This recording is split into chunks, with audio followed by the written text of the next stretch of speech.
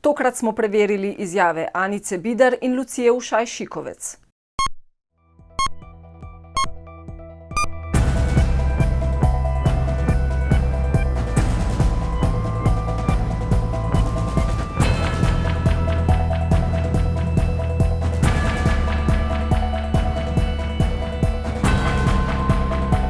Mi smo prvi, pokrivamo evropske volitve in preverjamo dejstva.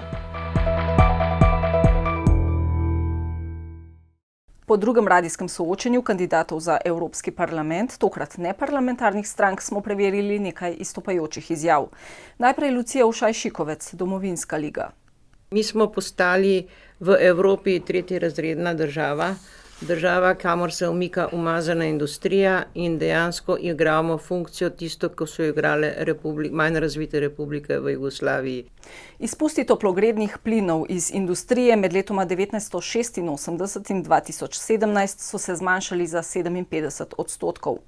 Procesnih emisij, ki izvirajo iz rabe surovin, ki jih porabimo za izdelavo nekaterih proizvodov, kot so cement, apno ali jeklo, je v tem času manj za 40%, za toliko je torej manj umazane industrije. Nekatera tuja podjetja, recimo Magna, Yaskawa ali Lonstrof, pa ne sodijo med industrije tretjega sveta. Ne oporekamo pa, da ima Slovenija okoljske probleme. Kar nekaj nepreverjenih izjav je bilo navrženih v tem tednu tudi pri temi ilegalnih migracij.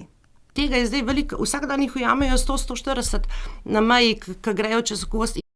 To je bila Anica Bidar iz gibanja Zedinjena Slovenija.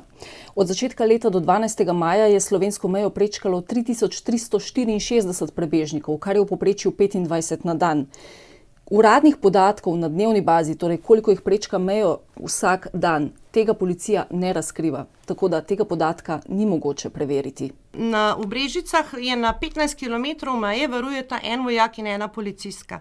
Izjava je špekulativna. Policija in vojska nikoli ne razkrivata iz operativnih razlogov, koliko vojakov in policistov varuje zunanjo mejo in kje se nahajajo.